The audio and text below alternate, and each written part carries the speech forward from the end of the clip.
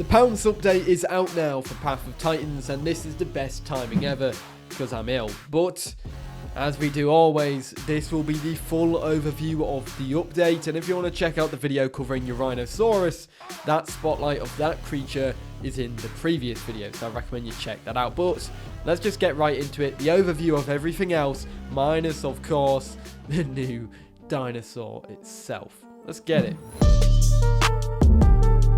So, firstly, we have Pounce, and Pounce is the introduction of a brand new ability, one of the most anticipated abilities to be coming to the game. This is usable for both Latinovenatrix and Deinonychus, and well, yeah, that is it. The new ability called Pounce is equipable by the leg slots, and is the only leg ability on these dinosaurs currently. We don't know whether this is going to change in the future, maybe they'll get a claw attack or something like that in the future, but for now, this is the only ability that is equipable for leg slots. This ability shows that you can latch onto a creature, which provides you with numerous different options. Firstly, you're able to attack with other abilities while you're latched onto the side of a creature, so that means you're going to be able to bite and do stuff like that while you're on the side, emote, call, all of that, and just sit there, or you could literally just, as I said, sit there and ride the dinosaur off into the sunset until your stamina drains. This creates some interesting scenarios where you can hop onto the back of a Thalassodromeus and kind of just fly around like that, which I find really funny. But do bear in mind some other stuff. When you're latched onto the side of a dinosaur, you will be losing stamina for the duration of the time that you're on it. So that means you've got to keep that in mind. Some Thalassodromeus players are quite smart, and they figure out a way to go up into the sky. So if you're riding one, they'll just wait you out in the air and then drop you from an insane height. That being said, also, you can detach from a dinosaur that you are pounced on by pressing spacebar. That is the jump button. Where you press that, instantly jump off. You can also, if you're being pounced, book a dinosaur off you.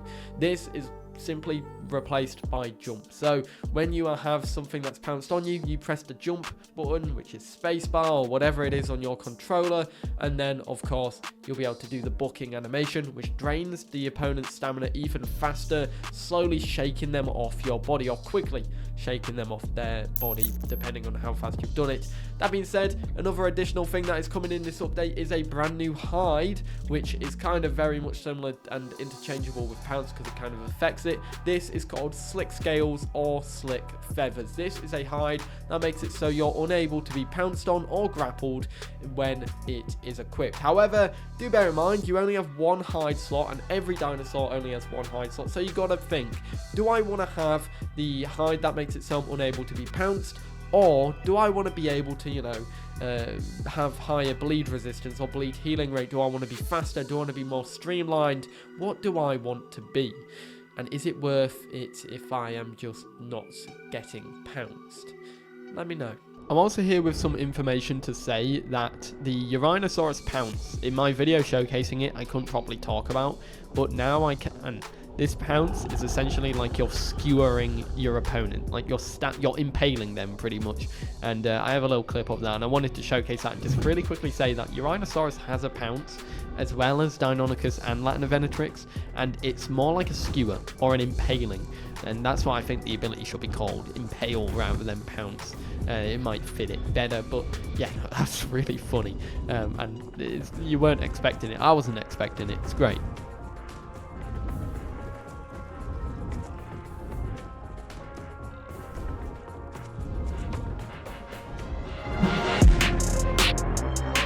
Sarcosuchus is getting a brand new big ability. This one is called Clamp. This is a brand new ability that is equipped by the head slot, and Sarco has 2 head slot abilities that you can fill in with different head slots. I think you get 4 abilities, and one of them is a brand new asphyxiating bite as well that drains your oxygen. So it's one of those things, do I want that or do I want Clamp? Because asphyxiating bite doesn't really do much in terms of damage, it just drains your oxygen a bit more as well.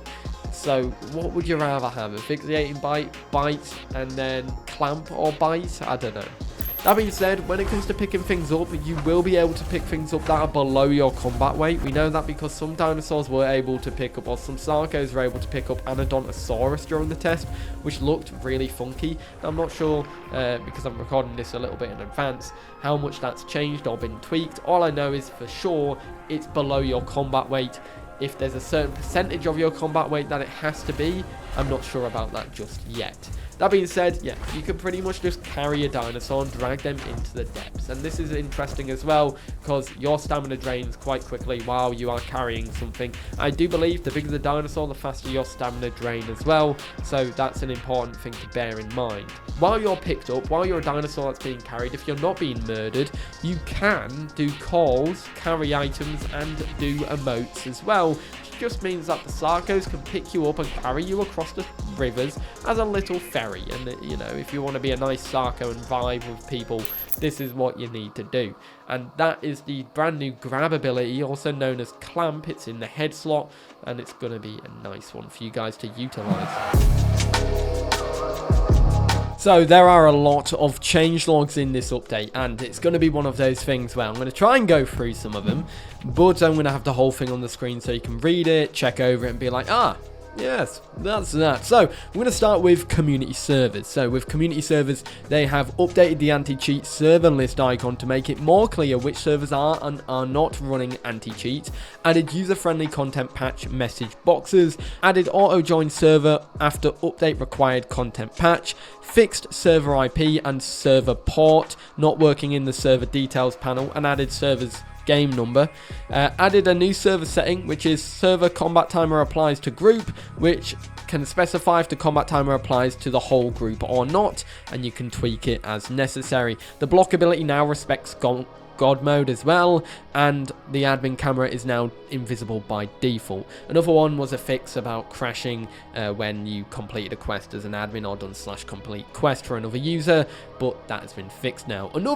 Some community server stuff is for the admin tools. So admin tools can now pause the time of day and pause the weather as well, which is really, really handy. Species names now appear below user in admin panel. While species info is checked, platform icon for player list is in admin panel as well.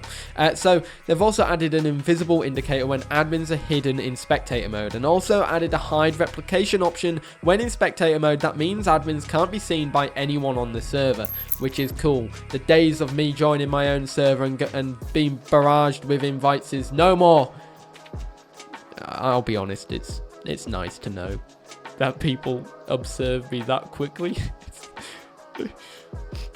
Oh, emotional. Some changes to Gondwa as well. Let's go over them really quickly. Once I say, I'm going to put them, a majority of them on the screen for you to read over. So, significant performance increase around Sanctuary Isle and White Cliffs area. Added missing group quests for Birchwoods and Golden Plateau. They fixed a minimap marker pointing to the wrong deliver location for White Cliffs and Titans Pass water delivery restoration quests. Fixed exploits where users could rapidly drain water from small pond at Triad Falls, as well as a one where the Waystone replenish quest after using Waystone in Snake Gully, no one was getting that quest. They've fixed meetup quest for Impact Crater having incorrect text, and a bunch of other fixes as well, mainly fixes there. And oh boy, general, there's so much here. By the way, I just want to iterate that I've copied this into a document. It's 2 pages long. So let's go over a handful of them, talk about them a little bit, and I'll put the full thing on the screen so you can pause it and read over as we normally do here. So, update the quest description to display home cave decoration rewards, updated Waystone restored delivery areas to be larger and easier to deliver to, social menus, Waystone menu, and the map now close automatically when a player takes damage. Character preview when editing a character in the character select screen is now in the adult stage to more easily see the skins that you are customizing and editing. Switch mod warnings and mod fixes as well. Login debuff applies on logging back into a character after unsafe logout. Improved rendering speeds for emoji and long text messages in the chat box. And there's so much more. Added handling of dinosaurs walking over unloaded terrain. It will now unload the dinosaur before loading back in once terrain is fully loaded, similar to logging out and back in. Updated the ability system to handle failing quests when gameplay tags change as well. I don't know what that's meant to do, but there we go. We have that too. Added jump button association for swim up, down, and actions.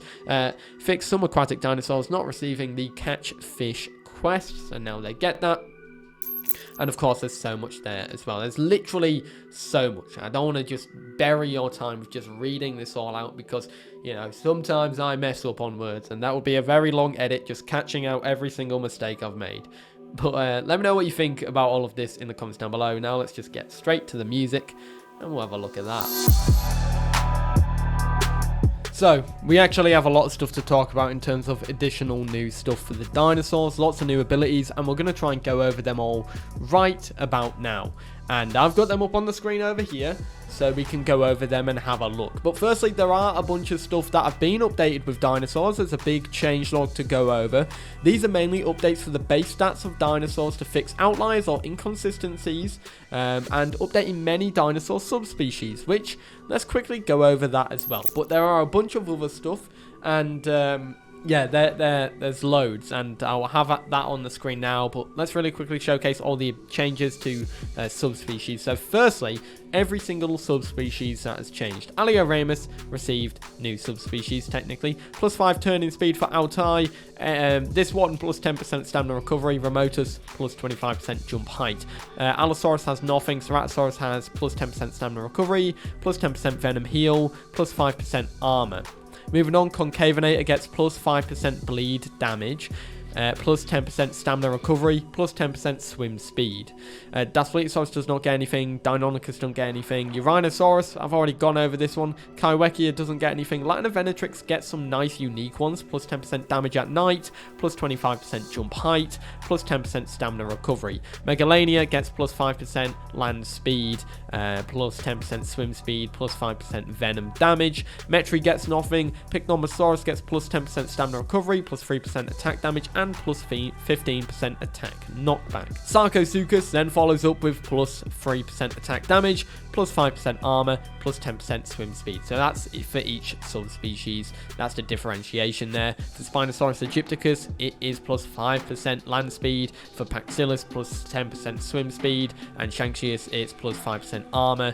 And then Suko gets plus 10% swim speed, plus 5% land speed, plus 10% stamina recovery. Jeez, I couldn't even get that out of my mouth there. And of course, Fal gets nothing, and Rex gets plus 25% knockback resistance, which is going to be really cool, plus 3% attack damage, and plus 10% bone break damage.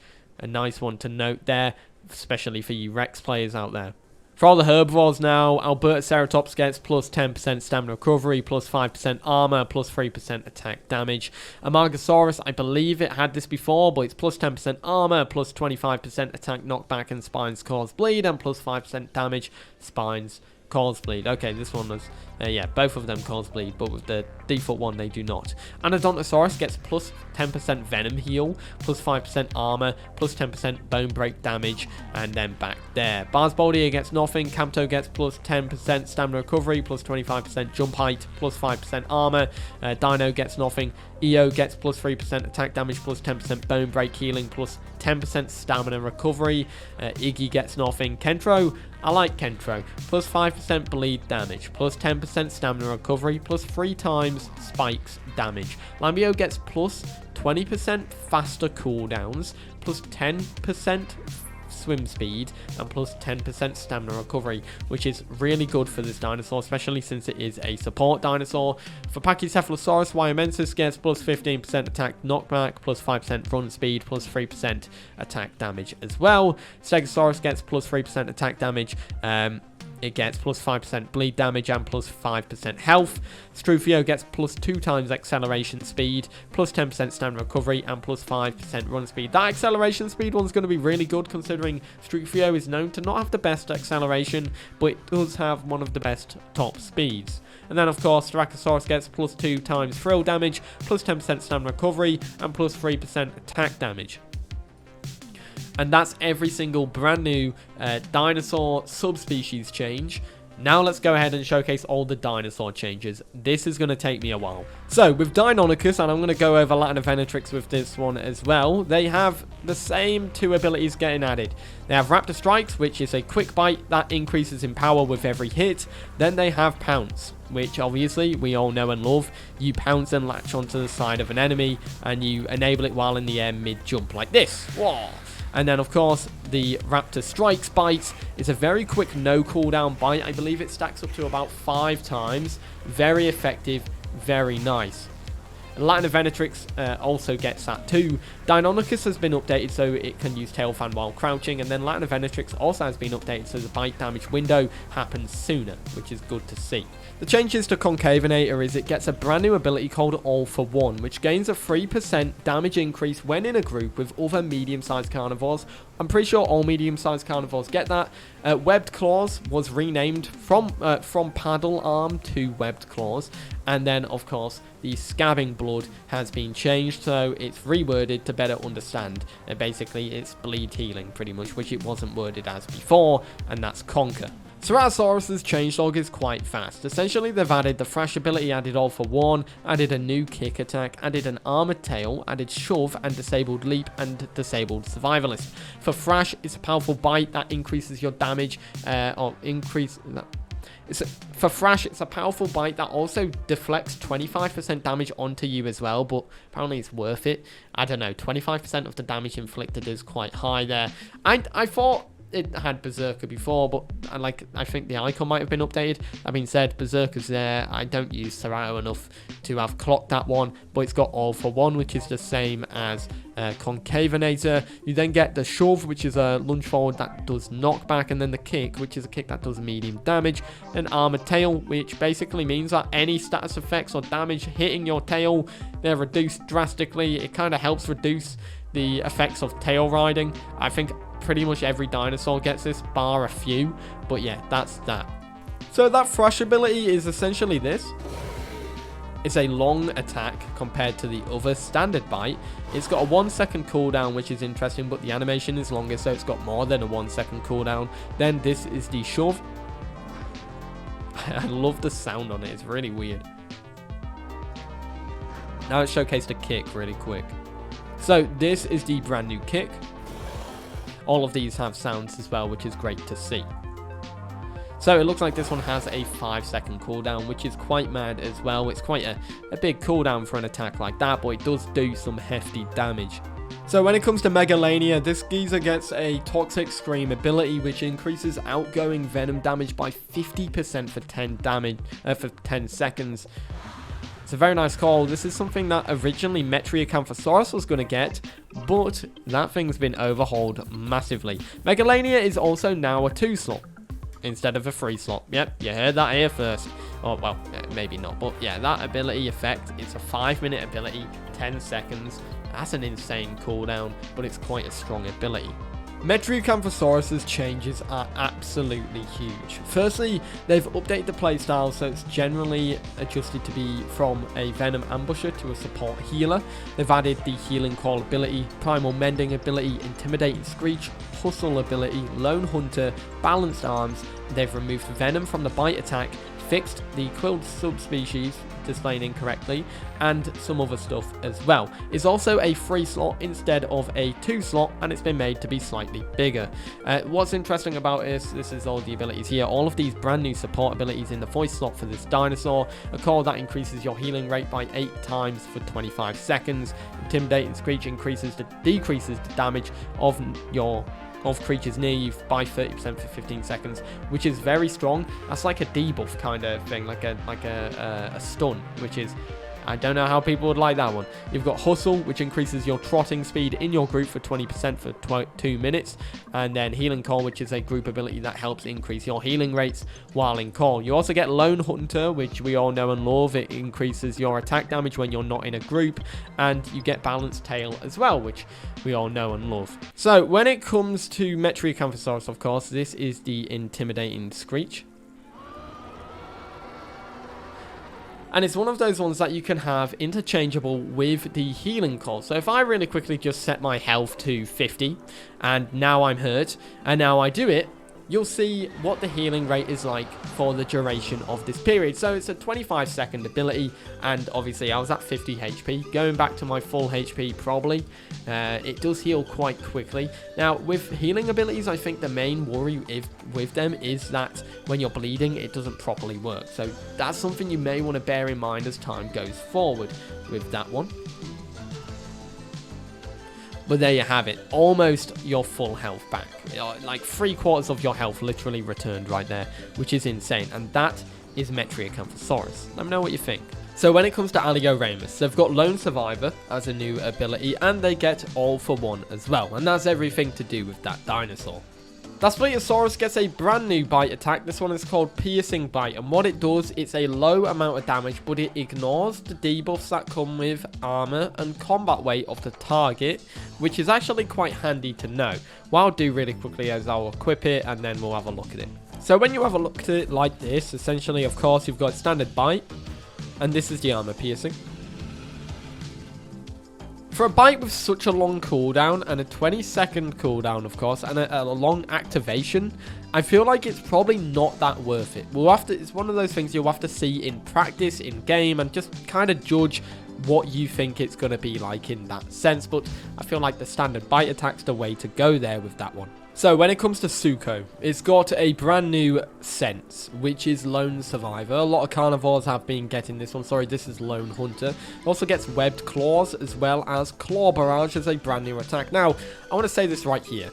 The Claw Barrage compared to the Claw attack, it's night and day. If you want any attack as your main attack, Claw Barrage is worth it. As long as you're consistently hitting your opponent, it doesn't really matter. Like, this is an insanely good attack for Suko, and, well, here it is. And it stacks, so essentially if you're hitting your target, it's going to go up 5 times, where you'll go from doing like 10 damage to 100 damage or something like that. It kind of stacks that way. As long as you're hitting your opponent, it's going to work.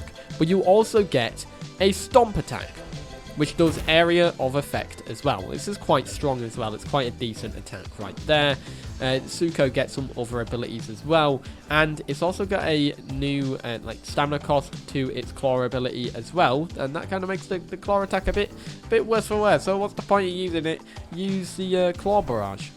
Allosaurus as well gets a brand new ability. This one is the Hatchet Bite. Of course, this is something that we've seen long before, and a lot of people said they weren't a fan of it. This attack, essentially, when we have a look at what it does, it's a attack that causes bleed, whereas the bite doesn't cause bleed. This one does, so it kind of goes in tandem with the claw attack as well if you want to stack up on your bleeding prowess. This thing is quite a long bite with a long activation as well as a 3-second cooldown, so you kind of have to be a little bit careful with this one because, well, it could catch you out at some vulnerable points, especially if the standard bite does more damage than this one. So when it comes to Pycnomosaurus, you get a brand new head slot ability called Hornswipe. This does some really good knockback. It's a heavy knockback ability, so I recommend that one. In terms of the other stuff, it gets Armored Tail, which quite a few dinosaurs have got now, but it also gets Bulldozer, which boosts the knockback by 25% for 30 seconds for you and all nearby group members, stacks up to 3 times, which is a really, really good attack. That's obviously the Hornswipe right there. Let's see if we can showcase that again. It's got a 4-second, 5-second cooldown pretty much. And then you could do your Bulldozer, which is this, with a 2-minute cooldown for 30 seconds of the ability. So that's actually quite good of a trade-off right there. But that is Pycno. So with Sarco, they've added some new stuff as well. You get a brand new attack. You get 2 new attacks, actually. You get Asphyxiating Snap, which drains your oxygen and stamina from targets and deals low damage. Then you get Clamp, which is the grab ability. And obviously, I've got some abilities to showcase in terms of video clips for that. This is coming from Tom. Tom is an absolute legend, by the way. If anyone ever sees Tom on my server, give him a hello. Say hi to him and call him a cool dude, because he is a very cool dude. This creature also gets the Armored Tail. He also gets disabled of the Ripping Bite, and they fixed the Charge Bite as well. So this is the Asphyxiating Bite. Right there, nice. It does like a thrash around, and then this is Clamp.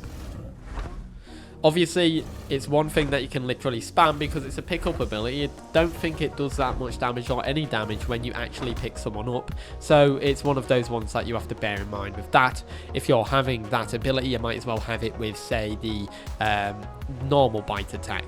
Spinosaurus gets a handful of changes when it comes to its abilities. It gets 2 new sensors, which is Lone Survivor and Drenched Blows. We already know what these ones are by now. So Drenched Blows increases your damage to wet targets by 10%. When it comes to these stuff, you get Webbed Claws as well as your Claw attack as well. Webbed Claws, I believe, is something that's been renamed, or it's brand new. I think it might be brand new. That being said, you get a Stomp as well as that as well. In terms of other stuff, they've removed the bleed from the Claw attack, disabled the Crushing Bite, and disabled Standard Hide. So it looks like when it comes to hides, you get these ones. You don't need the standard one anymore. You just have your Standard Bite. When it comes to the Stomp is one thing that gets area of effect. And obviously it uses your left foot. So do bear that in mind once again. That is the saying of this video. Do bear that in mind. Every time I say that, take a shot. Do bear that in mind. Drink responsibly. But anyways, yeah, that is Spino. So, when it comes to Rex, you get the brand new Face Tank ability, which reduces your damage to your head, neck, and chest, while face tanking, of course, by 30%, which is insane. You also get Lone Hunter, which a lot of carnivores have gotten. Then you get the Stomp as well. You also lose the Charged Bite, or the Charge ability. Charge is no longer a thing on this dinosaur, which is a shame. But this is your Stomp. Left foot once again. Left foot Stomp. Right foot Stomp. But that is Tyrannosaurus Rex and its changes. That's all the carnivores now. Let's move into the herbivores. So let's start with the herbivores. We have Pachycephalosaurus now. This one hasn't got that much new stuff in terms of what's new. It's fixed its subspecies descriptions being the wrong way around and fixed the look emote to being bound to the wrong key. So that is literally our big boy Pachycephalosaurus. Now let's move on to Kentro, because Kentro has some new stuff, a brand new ability actually. Kentrosaurus gets a brand new ability called Shoulder Check. This is a lunge forward, knocking back enemies, very similar to what Ceratosaurus got. It's kind of like they're kind of a little bit in tandem, so to say. Here it is right there. It's a very funky looking attack. He kind of jumps around a bit weirdly. But yeah, that is the beautiful Kentro right there. Anodontosaurus's updates are not the biggest, so we're not going to showcase them properly. Their tail slam, essentially the particle effect now scales with growth, and that's pretty much that. For Styracosaurus, if we go over and just have a look at the dinosaur really quickly, where is our big chungus? There is Styracosaurus. Essentially, its Stomp ability has been disabled, and that is that. However, we move over to the other dinosaurs now, Albertoceratops. The star of the show, which was Albertoceratops, got numerous changes. Its Enrage vocal ability, which is new, it increases your damage by 15% for 30 seconds. Here it is over here. I'll have to get that and show that in game. But it also gets Berserker as well, which is when you're on low health, your attack cooldowns 20% faster and deal 10% more damage, which going along with Enrage is insanely good. So let's have a look really quickly. This one is Enrage. And if you remember that call, that is a call that's pretty much in the trailer. It's quite nice to know there. It's callbacks there. So when it comes to what Lambeosaurus got, essentially they get the Primal Mending vocal ability, same as that of Metriacanthosaurus. They get Lone Survivor, Armored Tail, sounds to the kick attack, and some other stuff as well, unique animations for some of its vocal calls. The kick attack now does damage. Obviously when we go to the sensors, it's new and only senses Lone Survivor. So let's really quickly showcase this Primal Mending call. So it's got an 8-minute cooldown, but if I really quickly just set my health to 50 and let it kind of regen a little bit, this obviously isn't showing it full, it just showcases the rate at which it regens, because I'm an idiot and I kind of forgot. You're also getting sound on your kick attack now. And that's the sound right there. So that's basically what Lambeo gets. So it's pretty much the same abilities as what Metri gets, but this is obviously the herbivore version. So both classes now have their own dedicated healer, and this one was the original dedicated healer from the very get-go. And that is that. Now let's move on to the next one. For Amargasaurus, its Stomp attack can no longer be used while falling. I don't know why it could do that before, but now it can't. So yeah. So, Stegosaurus's changes are that it now requires 4 group slots, but it also gets 2 new senses. It gets Lone Survivor, and then it gets Fresh Blood, a very new and unique sense. This increases attack by 10% when within 50 meters of a bleeding creature, which is actually a really interesting ability. I'm surprised no carnivores have that. This one's unique to Stegosaurus, and one that I didn't even know of before. If we really quickly talk about a dinosaur, Iguanodon gets the Lone Survivor ability like every other dinosaur, and that's that. We can now move on to the next dinosaur, which is Dino-Kyrus. Actually gets quite a bit. So, Dino-Kyrus, it gets a new ability called Hiss. This reduces incoming damage by 15% for 20 seconds. Now, apparently it was meant to get another one which increases knockback on its attacks. It's called Goose Honk, but it doesn't have it in game just yet. So do bear that in mind. It's not the best thing because it's not here just yet. You do get a new sense, which is Lone Survivor. You also get Drenched Blows as well, and that's also known as Hydrated Blows. But you also get updated subspecies stats, so the stats within the dinosaur have changed as well.